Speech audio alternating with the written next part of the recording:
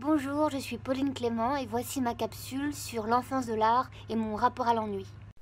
À l'époque où j'étais encore une enfant, il y avait une chose qui m'ennuyait, que je détestais et pourtant j'y passais toutes mes journées, l'école. Assez vite, il y eut entre l'école et moi une sorte de méfiance réciproque. En CP, apprendre à écrire et à lire était tellement difficile que je me disais « je crois que je me débrouillerais sans ». À la fin de mon CE1, la maîtresse m'a dit « Pauline, tu as besoin de jouer ». J'ai dit « oui, je rêve d'avoir plus de temps pour jouer dans ma chambre ». Elle m'a répondu « tu vas redoubler ». Alors j'ai vu tous mes amis passer à la classe suivante et je suis restée en CE1. Quelque temps plus tard, pour comprendre mes mauvais résultats scolaires, on a décidé de me faire passer des tests dans un hôpital. J'étais ravie, je ratais l'école pendant toute une journée. J'ai ensuite reçu des résultats, où on m'a dit que j'étais dyscalculique. La dyscalculie est un trouble en mathématiques dû à un dysfonctionnement dans le domaine de la construction des nombres et des opérations sur les nombres chez des enfants qui ne présentent pas de déficit intellectuel. En gros, les maths, pour moi, c'est ça. Que j'étais aussi dysorthographique. Dysorthographie, trouble dans l'acquisition et la maîtrise des règles de l'orthographe. En gros, ça donne ça. Et aussi légèrement dyslexique.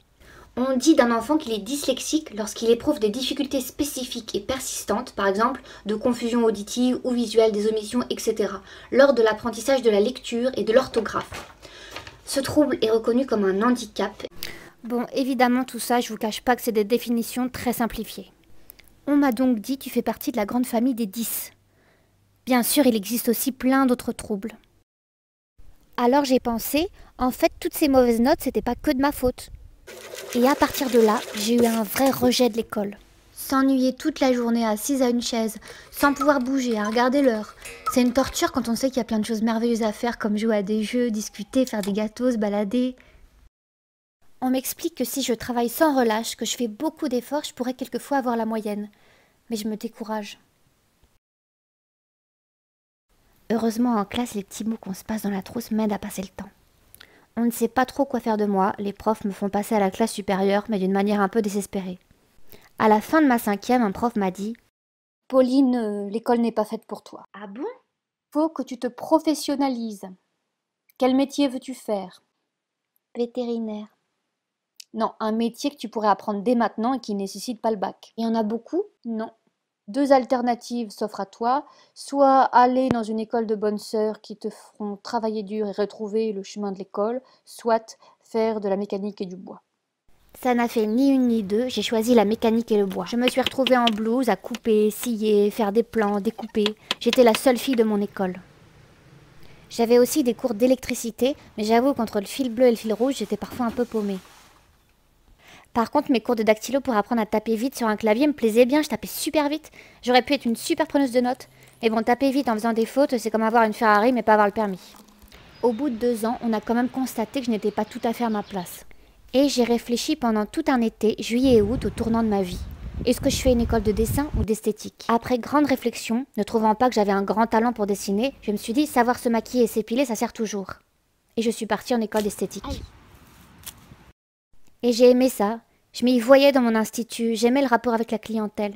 Je me disais, je vais bien m'occuper des gens. Mais il y avait beaucoup de pression et on me répétait sans cesse. Une esthéticienne doit bien présenter, avoir un maquillage léger, les ongles faits et ne pas porter de jean ni de pince à cheveux dite pince crocodile. Ça a fini par m'agacer. Je me suis dit, je me prends une année sabbatique, je vais faire du théâtre et je suis jamais revenue à mes études d'esthétique.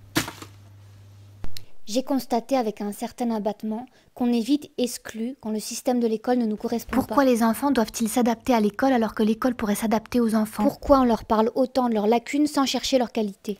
Est-ce que faire de bons gâteaux est moins valorisant que de faire de super soustractions? Est-ce que danser est moins valorisant que de philosopher? Je regrette de n'avoir pas cherché par moi-même des manières plus ludiques pour apprendre à ma façon certaines matières comme l'anglais ou l'histoire, qui restent aujourd'hui des gouffres pour moi. I speak English, but if you... Mais j'aurais aimé qu'on apprenne en s'amusant, car bizarrement, de cette façon, j'arrive à retenir. Car il y a une chose que j'aime par-dessus tout dans la vie, et c'est pourquoi je fais du théâtre aujourd'hui, c'est m'amuser et amuser les gens.